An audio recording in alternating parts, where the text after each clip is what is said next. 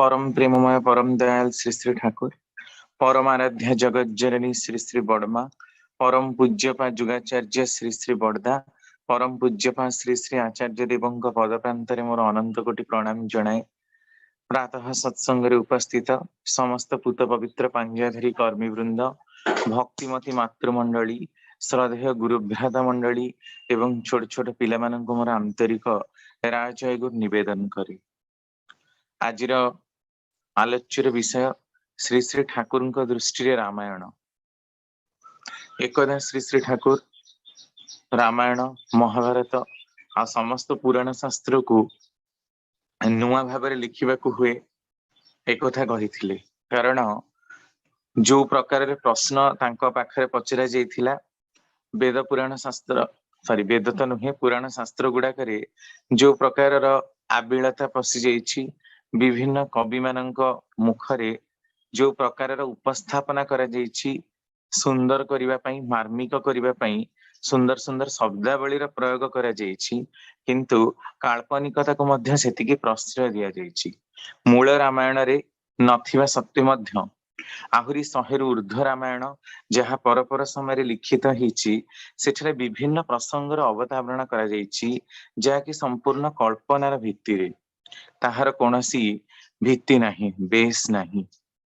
तेणु जेतेबेले सेई सब प्रश्न गुड़ाक ठाकुरंक पाखरे करा जाइछि ठाकुरंकर यही इच्छा थिला जे पुणी आउ थरे गोटे रिनोवेशन हो मानस मंथन हो जहाँ सब लिखा जाइछि ता भी तो विभिन्न कवि मानकर लेखा विभिन्न लोकंकर गोटे मानस मंथन ठीक सही भली मूल विषय वस्तु को अपरिवर्तित रखा जाई प्रकृत तार कारणटा कौन ताकू लिखा जाऊ से अनुसार ठाकुरंक पाखरे आलोचित किछि कथारे ठाकुर निजे कहिचंती आ से लाइट रे मध्य किछि व्याख्या करबा को पड़े यह केते दूर जुक्ति सम्मत बा अजुक्तिक कारण वर्तमान विज्ञान जुग रे कल्पना प्रस्तुत कौनसी भी जिनसर स्थान नहीं आ जदि कल्पना अच्छी ताले ता पछरे विज्ञान भित्तिटा कौन से अनुसार नुआ भाव लिखा हुए।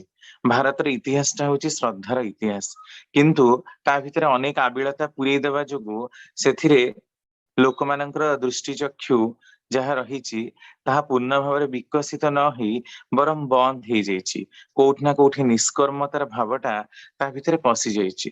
तेणु ठाकुर यहाँ इच्छा थिला जे पुणी आउ थे पुराण शास्त्र गुड़ाक नुआ भाव बुझापी लिखापी तार गोटे छोट प्रयास मात्र आपण मान सामने उपस्थापना करी।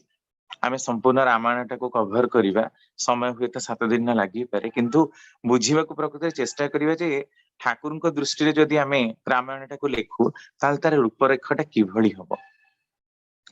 सर्वप्रथमे आम जीवा जे जुगांतर आ त्रेता युगर प्रवेश आम जानू जे रामंकर आगमनटा त्रेता युगर होता यह समस्ते जानती।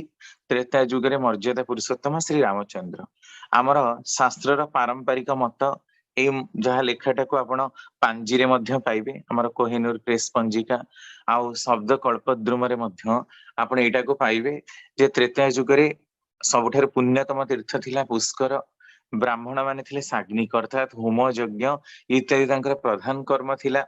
प्राण तांकर अस्थिगत थिला तांकर अस्थि भितर ही प्राण रहुथिला। मानव देह 14 हाथ परिमित थिला। परमायु टोटाल जुगर अवधि 2000 वर्ष थिला।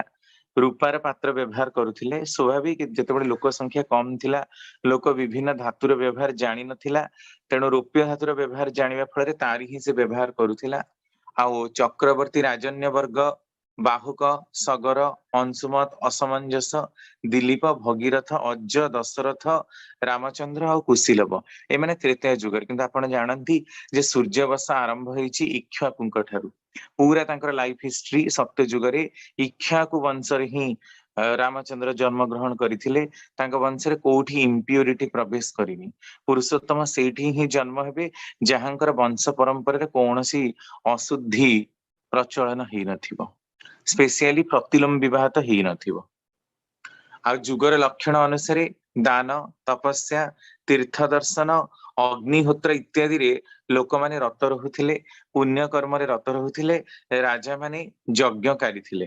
आ से समय महामंत्र जोटा आमे आज हरे कृष्ण हरे राम कहूचे सेमती तारक ब्रह्म मंत्र थिला, राम नारायणांत मुकुंद मधुसूदन कृष्ण केशव कंसारे हरि वैकुंठ वामन।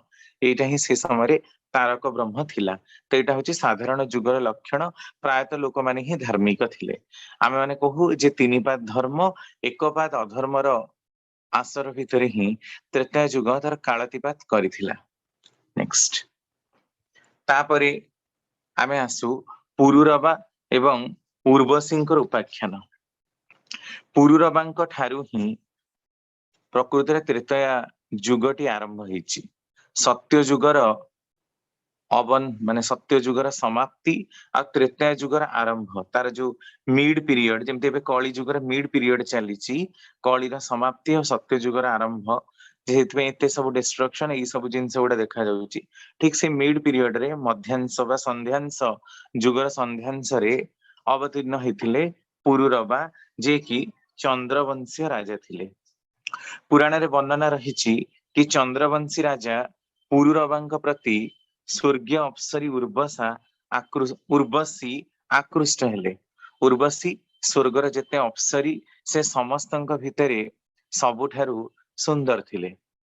दिनकर कथा नर एवं नारायण नाम रे दुई जन ऋषि तपस्या करुथिले, किंतु सेमाने एते तपस्या कले जे तांकर तपस्यार फल इंद्रंकर आसन टळमळ होबाकू लागिला। तेणु इंद्र रंभा मेनका तिलोत्तमा एभଳି ସବୁ अप्सरी ମାନଙ୍କୁ ପ୍ରେରଣ କଲେ ତାଙ୍କର ତପସ୍ୟା ଭଙ୍ଗ କରିବା ପାଇଁ। କିନ୍ତୁ ତାଙ୍କର ତପସ୍ୟା ତ ଭାଙ୍ଗିଲାନି, ବରଂ ସେମାନେ ପରାଜିତ ହେଲେ। ତାପରେ ଇନ୍ଦ୍ର ଆସି ତାଙ୍କ ପାଖରେ କ୍ଷମା ପ୍ରାର୍ଥନା କଲେ। ଆଉ ସେଇ ଋଷି ଦି ଜଣ ତାଙ୍କର ଉରୁ ମାନେ ଜଙ୍ଘରୁ ଗୋଟେ ସୁନ୍ଦର କନ୍ୟାକୁ ପ୍ରସ୍ତୁତ କରିଥିଲେ, ଯିଏ କି ଟକ୍କର ଦବ ରମ୍ଭା ମେନକା ଆଉ ତିଳୋତ୍ତମାଙ୍କ ସହିତ। ସେଥିପାଇଁ କୁଆଡେ ତାଙ୍କର ନାମ ଉର୍ବଶୀ ହେଇଥିଲା। ଆଉ ସେ ତାଙ୍କୁ ଗିଫ୍ଟ କରିଦେଇଥିଲେ ସ୍वर्ଗର ଅପ୍ସରୀ ହେଇଥିଲେ। ଉର୍ବଶୀ ସମସ୍ତଙ୍କ ଠାରୁ ବହୁତ ହି ସୁନ୍ଦର ଥିଲେ। ଏମିତି କାହାଣୀ ପ୍ରଚଳିତ ହେଇଛି। ତ ସେଇଟାକୁ ଠାକୁର ପର ସମୟରେ ବ୍ୟାଖ୍ୟା କରୁଛନ୍ତି ଯେ ପ୍ରକୃତରେ ଉର୍ବଶୀ ମାନେ କଣ ଜଙ୍ଘରୁ ଯେ ଉତ୍ପନ୍ନ, ନା ତାର ଆଉ କିଛି ତାତ୍ପର୍ଯ୍ୟ ରହିଛି। ପ୍ରକୃତରେ ଉର୍ବଶୀଙ୍କର ଯୋଉ ଲାବଣ୍ୟମୟୀ ଚେହେରା ଥିଲା, ସେଥିରେ ପୁରୁରବା ଆକୃଷ୍ଟ ହେଇଥିଲେ। ପରସ୍ପର କାମ ଉପଭୋଗରେ ଅନେକ ବର୍ଷ ପର୍ଯ୍ୟନ୍ତ ଲିପ୍ତ ରହିଲେ। କିନ୍ତୁ ତାଙ୍କୁ ବିବାହ କରିବା ପୂର୍ବରୁ ଉର୍ବଶୀ ପୁରୁରବାଙ୍କୁ ବିବାହ କରିବା ପୂର୍ବରୁ ତାଙ୍କର ଦୁଇଟି ସର୍ତ୍ତ ଥିଲା। ଗୋଟିଏ, ତାଙ୍କର ପ୍ରିୟ ମେଣ୍ଢା ଯାହା ସେ ଉତ୍ପତ୍ତି ହବା ସମୟରେ ପ୍ରାପ୍ତ ହେଇଥିଲେ, ତାକୁ ଯେମିତି କେହି କୁଆଡେ ନ ନେଇଯାଏ, ସବୁବେଳେ ପୁରୁରବା ତାକୁ ସାହାଯ୍ୟ କରିବେ, ତାକୁ ରକ୍ଷା କରିବା ପାଇଁ କି ପୁରା ବିଧିବଦ୍ଧ ଭାବରେ ତାଙ୍କ ପାଖରେ ଚୁକ୍ତି କରିଥିଲେ।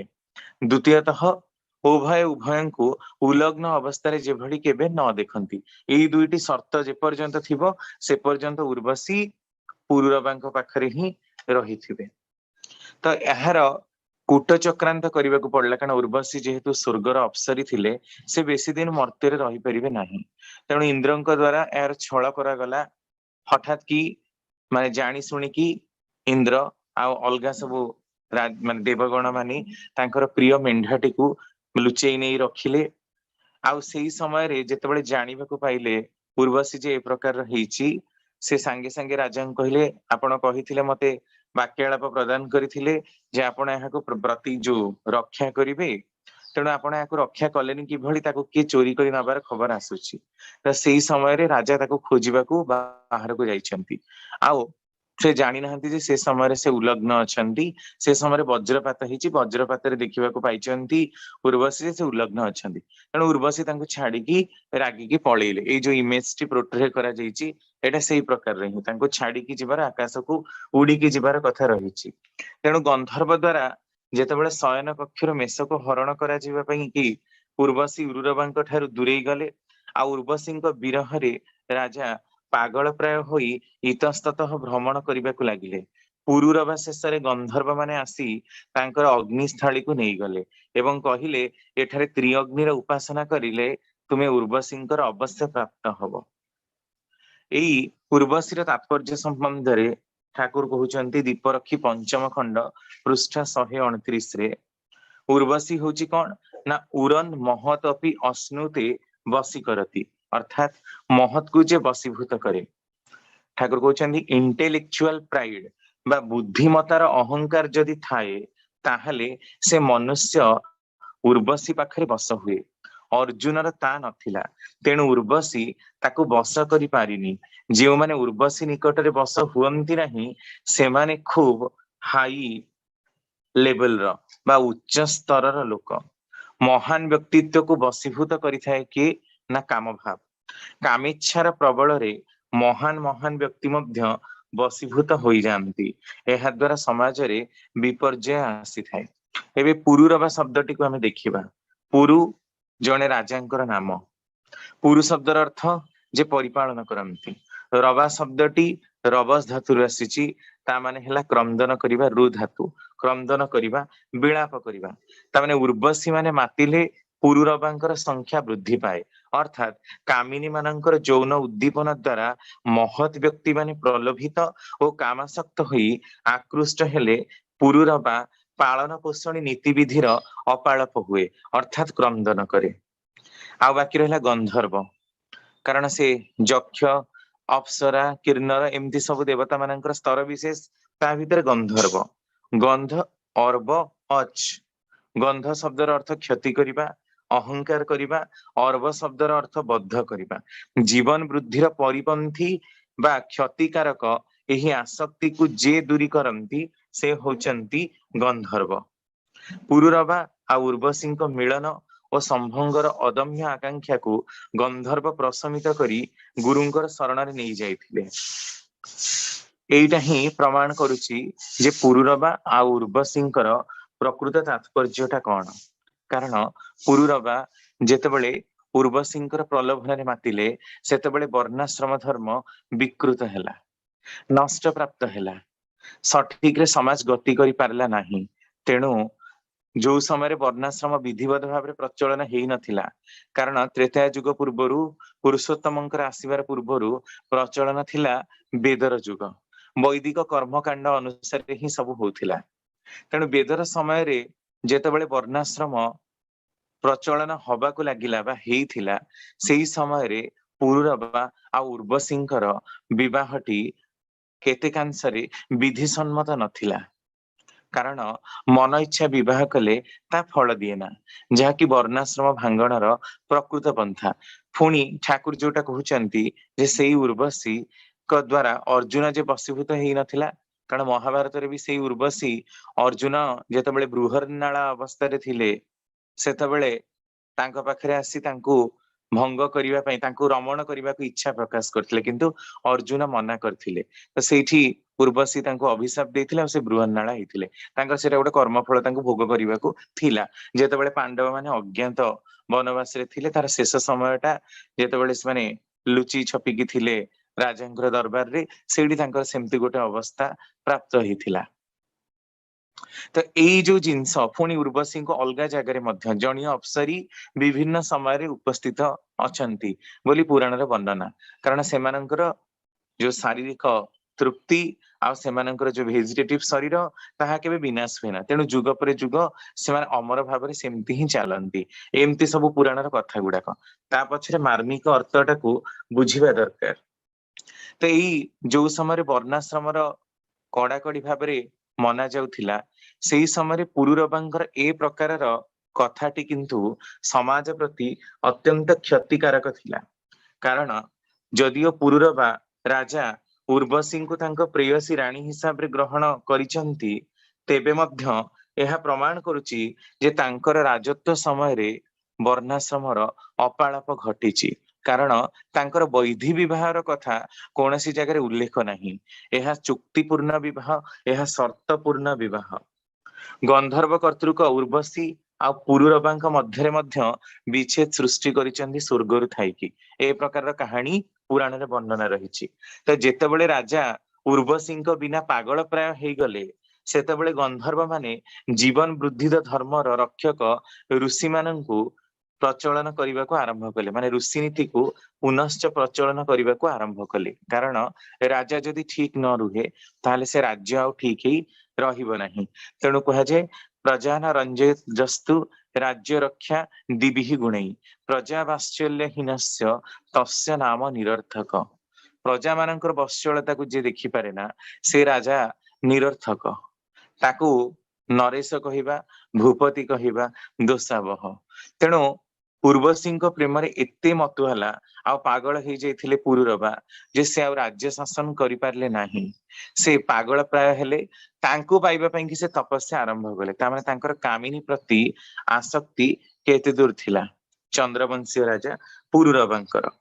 तेणु रातिरे जेतेबेले से शयन कक्षरे शोइथिले तांकर विरहरे एते पागल हो जाइथिले से गोटे स्वप्न देखिबाकू लागिले।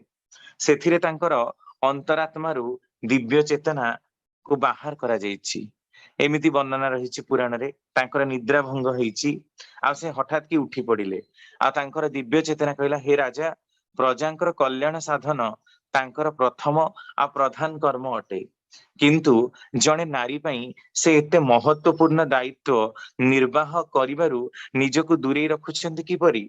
एहा तांक परि चक्रवर्ती राजांको शोभा पाएना। अतः से सूर्य उदय हुंते पुनः अग्निस्थली आचार्य श्रम को जाई वर्णाश्रम व्यवस्था आ वेदत्रयर स्थापन और प्रचार करी तांकर समस्त शक्ति प्रयोग करिबा पई कि प्रतिज्ञाबद्ध हेले। आउ तांकर से जो विरहटा पूर्वसी को पाइबार विरहटा दूरे गला। प्रकृत कथा जे एठी काम भाव को देखा जाइछि। कालिदासंकर विक्रमोर वसीयम नामक ग्रंथ रे अति सुंदर भाबरे चित्रण करा जाइछि पुरुरबा आ उर्वशींकर उपाख्यान को। ता भितरे केते गुडे कलंकित अध्याय मध्य जे राजांकर ए प्रकारर वर्णाश्रम भांगण, काम प्रवृत्ति द्वारा लोलुपता समाज पक्षरे अत्यंत गहिर्त, जहाँकि ठीक नुहे। नेक्स्ट तापरे आमे आसीबा ऋष्यशृंग ऋषिंकर चरित। ऋष्यशृंग पुराण रे बा रामायण रे जणे बहु प्रसिद्ध ऋषि, जे कि यज्ञ करिबारु पुत्रेष्टि यज्ञ करिबारु रामचंद्र तथा अलगा 4 जन अलगा 3 भाईंकर जन्म होईछि। प्रकृत रे दशरथंकर 3 जन पाटराणी सहित 750 राणी थिबार कथा रामायण रे वर्णना रहिछि, किंतु सेमानंक पाखरु कौनसी संतान नथिले। केवल तांकर गोटी मात्र कन्या थिला जहार नाम होची शांता। दशरथंकर आउ जणे मित्र थिले, तांका ना होची रोमपाद बा लोमपाद। तांकर अश्वशालारू केही जणे अश्व को चोरी कला आ से अश्वटी को लोमपाद राजा देखिले गोटी ब्राह्मणर घरे। से भाबिले जे ब्राह्मणटी चोरी करी आनिछि। तेणु ब्राह्मणଙ୍କ ଉପରେ ଯେତେବେଳେ ସେ ଅତ୍ୟାଚାର କରନ୍ତି ବ୍ରାହ୍ମଣ ତାଙ୍କୁ ଅଭିଶାପ ଦେଲେ ଯେ ତୁମେ ଠିକ ରେ ବିଚାର ନ କରି ପାରି ଏ ପ୍ରକାର କାମ କରୁଥିବାରୁ ମୁଁ ଅଭିଶାପ ଦଉଛି ଏ ରାଜ୍ୟରେ 12 ବର୍ଷ ଅନାବୃଷ୍ଟି ହବ, ତୁମର ସମ୍ପୂର୍ଣ୍ଣ ସିରି ଧ୍ୱଂସ ପ୍ରାପ୍ତ ହବ। ଆଉ ବ୍ରାହ୍ମଣ ମାନଙ୍କର ଅଭିଶାପ ତାଙ୍କ ଉପରେ ଫଳିଲା। ଆଉ ଖାଇବାକୁ ପିଇବାକୁ କିଛି ପାଇଲେନି, ବର୍ଷା ତ ହେଲାନି, କୋଉଠୁ ଚାଷ ବାସ ହବ ଯେ କଣ ହବ। ସେଇ ସମୟରେ ଦଶରଥଙ୍କର एकमात्र कन्या शांता को नेकी रखिथिले, माने लोमपाद तांको घरे नेकी पालिथिले। तेणु दशरथंकर आउ कौनसी ही संतान नथिला। तो जेतेबेले अभिशाप देइचंती लोमपाद राजा बहुत चिंता करी करी करी करी कौनसी प्रकार समाधान पाइले कौनसी ऋषिंक पाखକୁ जाई जे जंगल ले जने ऋषि अछंती, तांकर नाम होची ऋष्यशृंग, जे केबे भी नारी मुख दर्शन करि नाहंती। काहेकि कारण तांकर पिता होचंती विभांडक आ माता होचंती उर्वशी। पिता विभांडक थरे तपस्या करुथला बेले उर्वशी सेई बाट देकी जंगल माने स्वर्ग को उड़ी के जाउथिले। एते देखिबाकू सुंदर थिले उर्वशी जे काम उत्तेजना वशतः विभांडक ऋषिंकर रेतस्खलन होईछि जेतेबेले से पानी रे गाधौचंती, नदी रे गाधौचंती। सेई समय रे गोटे मृगुणी सेई बाट देई जल पान करुथिला नदीरू। आउ से रेत को माने पान करिबा परे गर्भवती हैला। आ सी गोटे संतान को जन्म देला, तार ना होची ऋष्यशृंग। तार मुंडरे 2टा सिंह उठिथिबो आ मनीष भली देहटा हेतिबो। संपूर्ण काल्पनिक, एमिति केबे संभव ही नुहे। कारण मनीष गोटे प्रजाति आउ हरिण आउ गोटे प्रजाति। हरिण हरिण को जन्म देबो, मनीष मनीष को जन्म देबो। मनीष केबे हरिण को जन्म दे परिबनी, किंतु गोटे हरिणीटे गोटे मृगिणीटे केमिति माने गोटे मनीष को जन्म देला तार मुंडटा ए प्रकार हैला तो ठाकुर ए प्रसंग रे कहउछन याको परीक्षा करी देखा जाई पारे कारण लैबोरेटरी रे हमें अनेक प्रकार सबू बाहर करिछु माने सब कौन कहले प्रोडक्ट गुड़ाक जोड़ा कि हाइब्रिड प्रोडक्ट जदि हाइब्रिड गुड़ाक निजस्व रिप्रोडक्शन करि पारु नाहंती आमे देखिछु माने मेल टाइगर आ फीमेल लायन को क्रॉस करिकी आमे लाइगन करिछु मेल लायन फीमेल टाइगर को क्रॉस करिकी आमे आमे करछु लाइगन लाइगन टाइगन सेमती घोड़ा को क्रॉस करके जेब्रन बहुत प्रकार बाहर करछु किंतु से माने निजे आ रिप्रोडक्शन करि पारंतिनी माने निजर वंश विस्तार करि पारंतिनी नेचर से गुडा को एग्जिस्ट करबा को दिए ना ठीक से बड़ी ह्यूमन स्पर्म आ मृगर ओभम को नहीं क्रॉस करा जाय देखा जाय पारे तो को प्रकार कंडीशन ने से हेइथिला आ जदी हेइथिला तार सत्यता केते ता वेरीफाएबल तो से समय भी बायोटेक्नोलॉजिकल इंटरवेनेशन थिला जो थे कि याको करा जाय पारिथिला बोली कुहा जाय पारे या गोटे संभावना जा भी हो तो से ऋष्य श्रृंग ऋषि जे कि जन्मरु जंगल ही प्रतिपालित से कांदिले तार तो माँ और नथिले ताको क्षीर देबा पई तेणु से जतबेले कांदिले विभांडक ऋषि कहि देथिले गोटे स्वर्गरु इंद्र ही तांको जल वृष्टि करिवे से जलटा ही तांको पई क्षीर हबो तेणु से कांदिले माने जल वृष्टि होउथिला से बरटा तांको प्राप्त थिला विभांडक ऋषिंकर कहिबा फल रे ही तांको प्राप्त हेछि तेणु जंगल से बड़ होइचंती केबे नारी मुख दर्शन करि नाहंती तेणु एई कथा लोमपादଙ୍କ पाखरे पहुंचिला लोमपाद जरता नाम जड़े बेश्या विभिन्न प्रकार पिठापना करी विभिन्न प्रकार नृत्य गीत करी विभांडक ऋषि नथिबा समय ऋष्य श्रृंगଙ୍କ पाखरे उपस्थित हेले आउ तांका पाखरे नाच गीत विभिन्न पिठा पना मसला युक्त खाद्य को उपस्थापना करने को लगिले कारण जंगल तो सब मिलबनी कोठु खाइबा को जेतेबेले एइटा सब ऋष्य श्रृंग तो पिला बेलू केबे भी देखि नाहंती नारी गोटे अलग प्रजाति नारी मान किभଳି हेइथिबे देखिबाकू एमती खाद्य पेय तांकर किछिर धारणा नाही जेतेबेले एई प्रकार करी गले विभांडक आसिला परे ऋष्य श्रृंग तांकर सामना रे एमती वर्णना कले विभांडक यह जानिबाकू पाइले जे नारींकर आगमन एठिकी हेछि ता परदिन पुणी तपस्या करी जाइथिबा समय विभांडक एई ऋष्य श्रृंग को आसी पुणी से जरता तार अलगा दासी मानक सहित आसी आंकू बहकई देखि पारुथिबे कि इमेजटा रहिछि जोटा तांकर मन को बलवत्तर करी तांको से स्थान रु नेई गले आ दशरथंकर एकमात्र कन्या शांतांक सहित ऋष्य श्रृंगंकर विवाह हेतिला आ ऋष्य श्रृंग जेहेतु सिद्ध थिले तांकर डाकिबारे इंद्र वृष्टि करुथिले तेणु ऋष्य श्रृंगंकर आगमन हुंते ही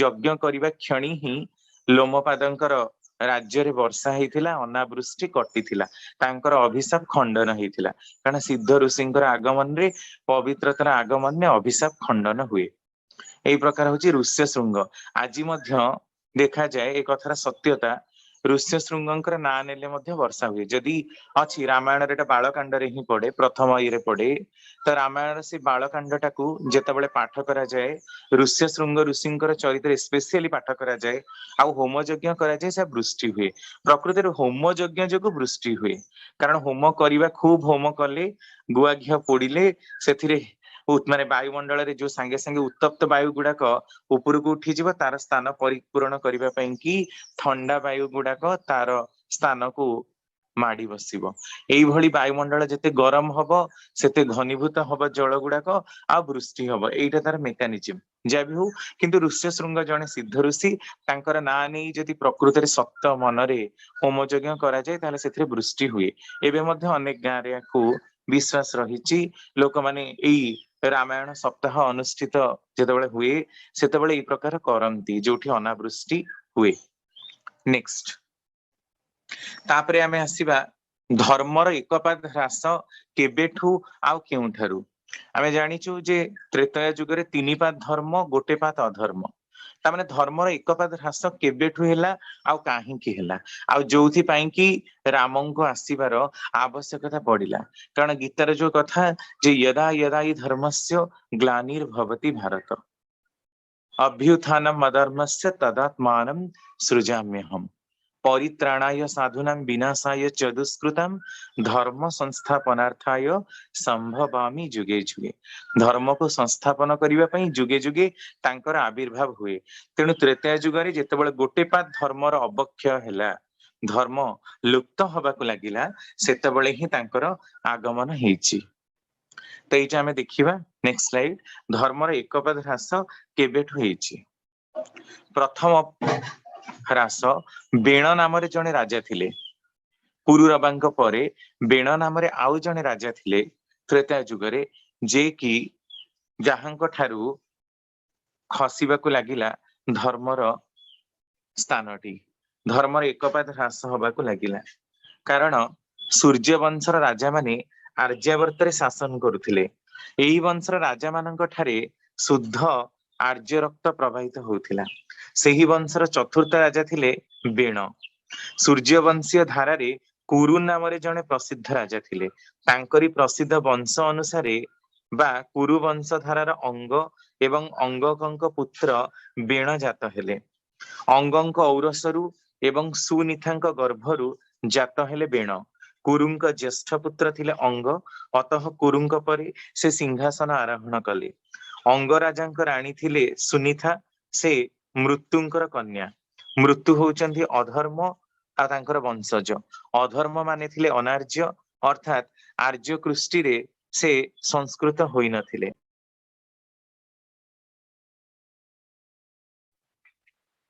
वर्णाश्रम धर्मर उपादेयता और महत्व संबंध रे तांकर ज्ञान नथिला। तेणु जेतेबेले एई प्रकार विवाह कुरुवंशर राजा आउ मृत्युंकर कन्या सुनीतांक सह विवाहरु जे संतान उत्पन्न हेछि तांकर नाम थिला बेण। यह प्रमाण करुछि जे बेणंकर जन्मजात विकृति थिला कारण से अंबस्थ अनुलोमज संतान। पिता ब्राह्मण हेतु से विप्रवर्ण अंतर्गत हेई परिबो किंतु वैदेह होछि प्रतिलोमज संतान। यह समाज पक्षरे अकल्याणकारी ध्वंसकारी विधि विगहित कर्मकारी आचार्य आर्याचारी विरोधी असदाचारी आउ जीवन वृद्धि धर्मर विपरीत मार्गी। वैदेहर पिता होचंती वैश्य। सेथिरे मध्य जदि उपर वर्ण को विवाह करा जाए ताहा मध्य विकृति घटिबो। तेणु जेतेबेले मातामहूंक दोष माने अजांकर दोषरु बेण नृपति दुष्ट स्वभाव हेइथिले। एथुर स्पष्ट होछि जे मातृकुलर प्रजनन धाराटा मध्य कलुषित थिला। एहाकु से लुकायित रखी अंगंक सहित निज वंशर कन्या सुनीतांको विवाह करथिले। मातार जनिगत बा जीनगत वैशिष्ट्य को लुचेई रखिबा संभव हुए ना कारण संतान भितरे से गुणावली गुड़ाक विकसित हुए। युवराज बेणंकु अंगराजांक परे राजसिंहासन रे अभिषिक्त करैले महर्षि माने। राजसिंहासन रे अभिषिक्त हबा परे राजा बेण सेही महर्षि मानक द्वारा घोषणा करैले हे ऋषिगण प्रचार करा जाई सारा संसार रे प्रचार कर जे से ही होचंदी स्वयं प्रभु भगवान यज्ञपति यज्ञ पुरुष। प्रतिलोमी संतानंकर एई प्रकार ही गुणावली आसे। मो व्यतीत ए यज्ञर भोक्ता आ स्वामी किए बा होई परिबो। अतः केबे भी कौनसी यज्ञ दान और हवन आदि केही करिवे नहीं। समस्ते तांकर हबीर भाग मोते ही समर्पण करिवे। विष्णु पुराणर प्रथम अध्याय 13 माने प्रथम स्कंधर 13 अध्याय 14 नंबर श्लोक रे यह लेखा जाइछि। तो बेणंकर की प्रकार जन्मगत विकृति थिला कारण से प्रतिलोमज थिले। राजा बेणंक ठारू एतादृश अनुचित कथा शुणी क्षुब्ध हो गले ऋषि मुनि माने। मन को संयत करी राजा को प्रशंसा करने को लगिले आपण होचंती ए देशर अधिपति तेबे समग्र विश्वर सर्वाधिपति स्वयं परमेश्वर। से यज्ञपति एवं तांको उपासना कले तांकर उद्देश्य रे दान कले आहुति देले पूजा कले जहा पुण्य अर्जन हब सेथुरु आपणଙ୍କୁ ମଧ୍ୟ राजा हिसाब रे भाग रहिछि। जनहितकारी यज्ञानुष्ठानर सुफल ମଧ୍ୟ आपण पाइबे। आपणଙ୍କର सर्व कल्याण साधित हब। यज्ञ पुरुष स्वयं विष्णु आपणଙ୍କର ମଧ୍ୟ कामना परिपूर्ण करिवे। ऋषि मुनि मानकर उपादेशात्मक परामर्श पाई क्रोधित हेई उठिले बेण राजा। से मनुक मन कहिबाकू लागिले जे मोठु पुणी आउ किए बड़ अछि किए आउ श्रेष्ठ अछि मु ही सबुठारु पूजनीय। ब्रह्मा विष्णु महादेव इंद्र वायु जम सूर्य अग्नि वरुण धाता पूषा पृथ्वी चंद्रमा तथा एमानଙ୍କ ବ୍ୟତୀତ ଅନ୍ୟ ସମସ୍ତ ଦେବତା ଦିବ୍ୟ ଶକ୍ତି ମାନେ ରାଜାଙ୍କ ଶରୀରରେ ହିଁ ବାସ କରନ୍ତି। ରାଜା ହିଁ ସର୍ବଦେବମୟ। ତେଣୁ ହେ ବ୍ରାହ୍ମଣ ମାନେ, ଯେପରି ପତିଙ୍କର ସେବା କରିବା ସ୍ତ୍ରୀର ପରମ ଧର୍ମ, ସେଇଭଳି ଆପଣ ମାନଙ୍କର ଧର୍ମ ହଉଛି ଆପଣ ମାନେ ମତେ ପୂଜା କରିବେ ଆଉ ମତେ ହିଁ ହବିର୍ଭାଗ ଦେବେ। ଋଷିଗଣ ଏଥିରେ ଆହୁରି କ୍ଷୁବ୍ଧ ହେଲେ। ସେମାନେ କହିଲେ, ଆପଣ ଧର୍ମାନୁଗ ଓ ବେଦବିଧି ସମର୍ଥିତ ଆଜ୍ଞା ପ୍ରଦାନ କରନ୍ତୁ। ଆପଣଙ୍କୁ ଯଜ୍ଞର ହବିର୍ଭାବ ଦେଲେ ତାହା ଅନେକ ଅସୁବିଧା ହବ। ଆଉ ବେଣଙ୍କର ଏହି ଯୁକ୍ତିକୁ ବିଶେଷ ଭାବରେ ଖଣ୍ଡନ କରିପାରିଲେନି, କାରଣ ରାଜା ଯେହେତୁ ସର୍ବାଗ୍ରେ ଅଧିପତି, ତାଙ୍କ ହାତରେ ପାୱାର ରହିଛି, ଅନେକାଂଶରେ ରକ୍ତପାତ କରନ୍ତି ସେମାନେ। ଆଉ ବେଣଙ୍କର ଏଇ ଅନୈତିକ କାର୍ଯ୍ୟଟାକୁ ମଧ୍ୟ ତାଙ୍କର ମାତୃକୂଳ, ଯେହେତୁ ତାଙ୍କର ବିବାହରେ ଡିଷ୍ଟର୍ବ ହେଇଛି, ସେମାନେ ମଧ୍ୟ ସମ୍ମତି ପ୍ରଦାନ କଲେ। ଆଉ ମାତୃକୂଳରେ ହିଁ ବିକୃତି ବୈଶ୍ୟର ମିଶ୍ରଣ ହେଇଥିଲା ପ୍ରତିଲୋମ ହେତୁ। ସେମାନଙ୍କର ବିପ୍ର ବ୍ରାହ୍ମଣ ମାନଙ୍କର ଶ୍ରେଷ୍ଠତାକୁ କେବେ ବି ସହ୍ୟ କରିପାରୁନଥିଲେ, କାରଣ ପ୍ରତିଲୋମଜ ମାନେ କେବେ ବର୍ଣ୍ଣାଶ୍ରମକୁ ମାନିବେ ନାହିଁ। ତେଣୁ ରାଜା ବେଣଙ୍କ ଦ୍ଵାରା ସେମାନଙ୍କର ପ୍ରତିଷ୍ଠାକୁ କ୍ଷୁର୍ଣ୍ଣ କରିବାକୁ ଚେଷ୍ଟା କରାଯାଇଛି। ତାଙ୍କର ମାତୃକୂଳ ମାନେ ସେଥିପାଇଁ ପ୍ରରୋଚିତ ତାଙ୍କୁ କରିଛନ୍ତି। ତେଣୁ ବେଣଙ୍କ ଭିତରେ ବି ଯେତେବେଳେ ପ୍ରତିଲୋମ ସଂସ୍ରବର ଦୋଷ ରହିଛି, ସମାଜରେ ଘଟୁଥିବା ବର୍ଣ୍ଣାଶ୍ରମର ଭାଙ୍ଗଣଟାକୁ ଆହୁରି ପ୍ରମୋଟ କରିବା ପାଇଁ ସେ ସଦାସର୍ବଦା ଚେଷ୍ଟିତ ହେଇଯାଇଛନ୍ତି। ଆଉ ବର୍ଣ୍ଣାଶ୍ରମ ଧର୍ମରୁ ଚ୍ୟୁତ ହବାଟା ହିଁ ହଉଛି ପାଶବିକତା। ଏଇ ଅବିଧିଟାକୁ କିଭଳି ଭାବରେ ଗ୍ରହଣ କରିପାରି ନାହାନ୍ତି ତତ୍କାଳୀନ ଋଷି ସମାଜ। ତେଣୁ ଯେତେବେଳେ ଏଇ ପ୍ରକାରର ଅବସ୍ଥା ଆସି ପ୍ରାପ୍ତ ହେଲା, ବେଣଙ୍କର ଅତ୍ୟାଚାର ଦିନକୁ ଦିନ ବଢି ବଢି ଚାଲିଲା, ସେତେବେଳେ ଋଷିମୁନି ମାନେ ଏହାର ପରିପନ୍ଥୀ ହେଲେ, ଅତ୍ୟନ୍ତ କ୍ରୋଧିତ ହେଲେ। ଆଉ ରାଜା ବେଣଙ୍କୁ ମଧ୍ୟ ଋଷିମାନେ ବୁଝେଇଲେ ଯେ ଆପଣ ଏଇ ଯୋଉ କର୍ମ ଗୁଡାକ କରୁଛନ୍ତି, ସମାଜର ଭାଙ୍ଗଣ କରୁଛନ୍ତି, ଏହା ସର୍ବଦା ଅନୁଚିତ। ମାନବ କଲ୍ୟାଣର ଏହା ପରିପନ୍ଥୀ। ବର୍ଣ୍ଣାଶ୍ରମ ଧର୍ମ ଅପାଳନରେ ମଣିଷର ଅହିତ ସାଧନ ସୁନିଶ୍ଚିତ। ଜୀବନ ବୃଦ୍ଧି ବିପର୍ଯ୍ୟସ୍ତ ହବା ଅବଶ୍ୟମ୍ଭାବୀ ହେଇ ଉଠିବ। ମାତ୍ର ରାଜା କିଛି ବୁଝିଲେ ନାହିଁ, ବରଂ ବର୍ଣ୍ଣ ଭାଙ୍ଗିବା କର୍ମ ଅବ୍ୟାହତ ସେ ରଖିଲେ। ଏଥିରେ କ୍ଷୁବ୍ଧ ଋଷିଗଣ ବେଦ ବିରୋଧୀ ରାଜା ବେଣଙ୍କ ନିଧନ ଉଚିତ ବୋଲି ସାମୂହିକ ଭାବରେ ନିଷ୍ପତ୍ତି ନେଲେ। ରାଜା ବେଣଙ୍କ ନିଧନ ପରେ ଅରାଜକତା ବ୍ୟାପିଗଲା ଭାରତ ବର୍ଷରେ। ଏବେ ତ କେହି ରାଜା ବି ନାହାନ୍ତି। ସେଥିରେ ଆର୍ଯ୍ୟକୃଷ୍ଣର ମେରୁଦଣ୍ଡ ଆଉ ବର୍ଣ୍ଣାଶ୍ରମ ବ୍ୟବସ୍ଥାରେ ବିପର୍ଯ୍ୟୟର ବିପଦ ଘଣ୍ଟି ବାଜି ସାରିଥିଲା। ତେଣୁ ପରିଶେଷରେ ବେଣଙ୍କର ଅଧପତନ ହେଇଛି, ତାଙ୍କର ମୃତ୍ୟୁଟା ହିଁ ଅବଶ୍ୟମ୍ଭାବୀ ହେଇଛି। ନେକ୍ସଟ, ବେଣ ରାଜାଙ୍କର ପରବର୍ତ୍ତୀ ଅବସ୍ଥା। ବେଣ ରାଜାଙ୍କର ମୃତ୍ୟୁ ପରେ ଆଉ ଯେହେତୁ କେହି ଚକ୍ରବର୍ତ୍ତୀ ସମ୍ରାଟ ରହିଲେ ନାହିଁ, ତେଣୁ ଭାରତବର୍ଷ, ଅଖଣ୍ଡ ଭାରତବର୍ଷରେ ଅରାଜକତା ଛାଇଗଲା। ତ ଏଇ କଥାକୁ ରକ୍ଷା କରିବା ପାଇଁ ଋଷିମୁନି ମାନେ ପୁନଶ୍ଚ ଚିନ୍ତା କଲେ। ବିପ୍ର ବ୍ରାହ୍ମଣ ଋଷି ମାନେ ସେଇ ବେଣଙ୍କର ଯୋଉ ମୃତ ଶରୀର ରହିଛି, ସେଇ ମୃତ ଶରୀରର ହସ୍ତ ଶରୀର ପଡିଥିବା ସମୟରେ ତାଙ୍କର ହସ୍ତକୁ ମନ୍ଥନ କଲେ। ସେହି ହସ୍ତରୁ ପରମ ପ୍ରତାପୀ ବେଣ ସୁବନ ପୃଥୁ ରାଜା, ପୁରାଣରେ ଭାଗବତରେ ଆପଣ ଦେଖିବେ, ଆମର ଓଡିଆ ଭାଗବତରେ ବହୁ ଭାବରେ ପୃଥୁ ରାଜାଙ୍କର ଚରିତ୍ର ବର୍ଣ୍ଣନା କରାଯାଇଛି। ପୃଥୁ ରାଜା ଆସିଲା ପରେ ଦେଶ ଶସ୍ୟ ଶ୍ୟାମଳା ହେଲା, କାରଣ ମାନେ ବର୍ଷା ହଉନଥିଲା, ଅନାବୃଷ୍ଟି ହଉଥିଲା, ଲୋକମାନେ ହାହାକାର ହଉଥିଲେ। ତ ଏଇଠି କଥା ଉଠୁଛି ଯେ ପୃଥୁ ରାଜା ଉତ୍ପତ୍ତି ହେଲେ କିପରି? ବେଣ ରାଜାଙ୍କର ମାନେ ବିନାଶ ହେଇଯାଇଥିଲା, କିନ୍ତୁ ପୃଥୁ ରାଜାଙ୍କୁ ତାହେଲେ ଉତ୍ପନ୍ନ ହେଲା କିପରି? ଆଉ ପୁରାଣରେ ମଧ୍ୟ ବେଣ ରାଜା ଅନପତ୍ୟ ଥିଲେ ବୋଲି ବର୍ଣ୍ଣନା ରହିଛି, ଅର୍ଥାତ ତାଙ୍କର କେହି ସନ୍ତାନ ନଥିଲେ। ତାଙ୍କ ପତ୍ନୀଙ୍କର ନାମ ମଧ୍ୟ ଉଲ୍ଲେଖ ନାହିଁ। ଏଥିରୁ ଜଣା ପଡୁଛି ଯେ ବେଣ ରାଜା ସମ୍ଭବତଃ ବିବାହ ବି କରିନଥିଲେ। ବିବାହ କରିବା ପର୍ଯ୍ୟନ୍ତ ତାଙ୍କୁ ସମୟ ହିଁ ମିଳିନଥିଲା। ତେଣୁ ତାଙ୍କର ମୃତ୍ୟୁ ପରେ ଉତ୍ତରାଧିକାରୀ ନେଇ ସମସ୍ୟା ସୃଷ୍ଟି ହେଲା। ଏଣେ ଅରାଜକତା, ଗରିବ ଲୋକମାନେ ଚୋରି କରି ବୁଲିଲେ। ଅରାଜକତାକୁ ଦୂରୀକରଣ କରିବା ପାଇଁ ଘୋଷଣା କରାଗଲା ଯେ ବେଣ ରାଜାଙ୍କ ଠାରୁ ଶିଶୁପୁତ୍ର ଜନ୍ମ ନେଇଛି। ଋଷିମୁନି ମାନେ ତାଙ୍କ ଜଙ୍ଘରୁ ଏକ ପୁତ୍ରକୁ ଜାତ କରେଇଛନ୍ତି, ତାଙ୍କର ହସ୍ତରୁ ଜନ୍ମ କରାଇଛନ୍ତି।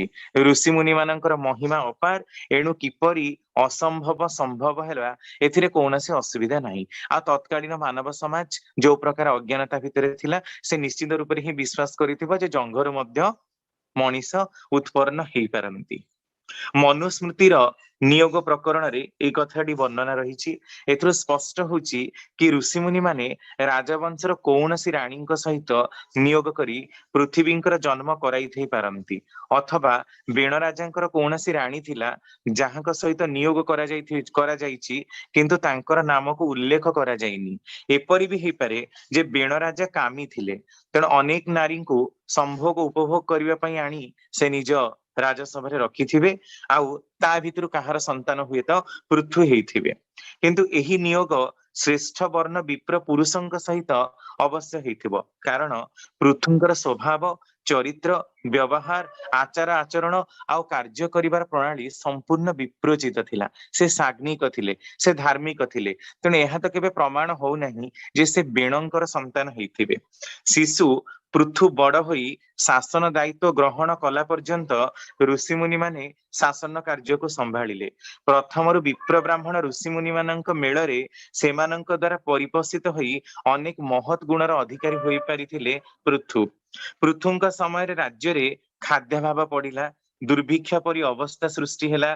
प्रजा माने मिलित भावरे राजांक ठारे निवेदन कले। पृथु ऋषिमुनि मानक सुपरामर्श रे प्रथमे भूमि विदारण करी कृषिर प्रचलन कले। तापरे पृथु निज धनु तीर देई पहाड़ पर्वत को उखाड़िले, गोटे जगह ठूल कले।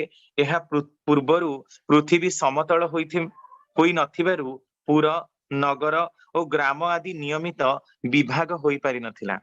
से समय अर्ण, गोरक्षा, कृषि और व्यापार कौनसी क्रम मध्य नथिला। यह सब पृथुंक समय ही आरंभ होईछि। जेउठी जेउठी भूमि समतल थिला सेही स्थान रे ही प्रजा माने बास करिबाकु लागिले। एपर्यंत प्रजा मानकर आहार केवल फल मूलादि ही थिला। मात्र अराजकता समय रे धस्ताधस्ती रे गच्छ वृक्षलता सबु नष्ट विनष्ट होई जाइथिला, एणु खाद्याभाव मध्य पड़िथिला। एहा परे राजा पृथु प्रजा मानक हित पई पृथ्वी को दोहन करी धान्य उत्पन्न करेइले। पृथ्वी शस्य श्यामला हेला एवं नूतन जीवदान पाइला। पृथ्वीर प्राणदान संपोषण करिथिबारु तांकर ना अनुसारे पृथ्वी हेला। पृथ्वीर ना जो सेटा पृथु राजांकर ना अनुसारे हेइछि। विष्णु पुराणर प्रथम अध्याय प्रथम खंडर 13 अध्यायर 2 रु 89 नंबर श्लोक रे पृथुंकर महिमा को वर्णना करा जाइछि। ताମାନେ एथिरो प्रमाण मिलुछि जे पृथु राजांक समय रे ही प्रथमे कृषिर सूत्रपात हेला। एहा मध्यरे प्रस्तर जुगरु उन्नत हेई मनीष पुरातन प्रस्तर जुगरु नूतन प्रस्तर जुग को प्रवेश कला। ऋषि मुनि माने गवेषणा करी कृषिर उद्भावन करिले, आ ऋषिंक उद्भावन को राजा पृथु प्रथमे कार्यकारी करिले। कृषि जीवनर अयम आरंभ हेला भारत वर्ष रे अर्थात पृथ्वी रे। ऋषि मुनि मानकर कोपरे बेण राजांक अकाल मृत्यु रे प्रजा माने भय पाई जाइथिले, एणु वर्णाश्रम भंग करिबाकू आउ केही साहस कले नाही। कारण वर्णाश्रम धर्म भंग हवा द्वारा किपरि पृथ्वी रे खाद्य भाव देखा जाइथिला ताहा मध्य प्रजा माने अनुभव करिथिले। वर्णाश्रम भित्तिक वृत्ति निर्वाचन लोकमानंक मध्यरे बेकारित्व को दूरीकरण करिथाए। सवर्ण अनुलोम विवाह द्वारा सुसंतान जन्म नियंती। यह मानव समाज पई आशीर्वाद स्वरूप कल्याणकारी हेइथाए। विपरीत क्रमे वर्णाश्रम अवमानना करी बेकारी, कुसंतान जन्म, असभ्य मानव जन्मटाकू पृथ्वी पृष्ठ रे बढ़ी दबा कौनसी विपत्ति ही खाली नुहे। प्रकृतिर नियम अनुसारे चलिबा द्वारा प्रकृतिर वरदान प्राप्त होता है। मात्र प्रकृतिर विरोध रे चलिले प्रकृति पोकोपर कुफल आउ अभिशापर सामना करने को होता है। बन्या, बात्या, भूमिकंप आदि प्राकृतिक प्रकोपर शिकार हवाक पड़े मानव जाति को। तेणु यही प्रक्रिया अद्यावधि मध्य आमे देखुअछु। एइथुरु देखंतु धर्मर एक अपराध ह्रास कोउठु हेइछि।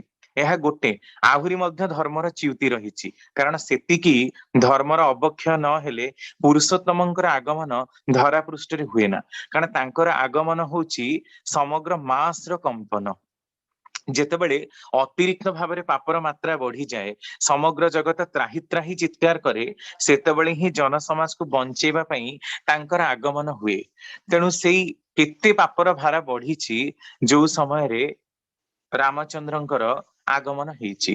तेणु एटा दुईटी कारण जो समय धर्मर ह्रास हेइछि। बेण राजांकर राजसिंहासन उपरे कार्य करिबा आ द्वितीयतः बेण राजांकर परवर्ती अवस्था तापरे ମଧ୍ୟ आहुरी अनेक कारण रहिछि आमे काली सेगुडा को देखिबा आज पई तिकी जय गुरु दादा जय गुरु। आज मर्यादा पुरुषोत्तम भगवान श्री रामचंद्र आगमन पूर्व इतिहास संपर्कित आलोचना होती। आशा करिबा आगामी काली तार परिसमाप्ति करी एक प्रसंग भित्तिक आलोचना को जहाँ को आम अनेक दिन धरी आगे नहीं थिले ताकू आलोचना को जारी रखिबा।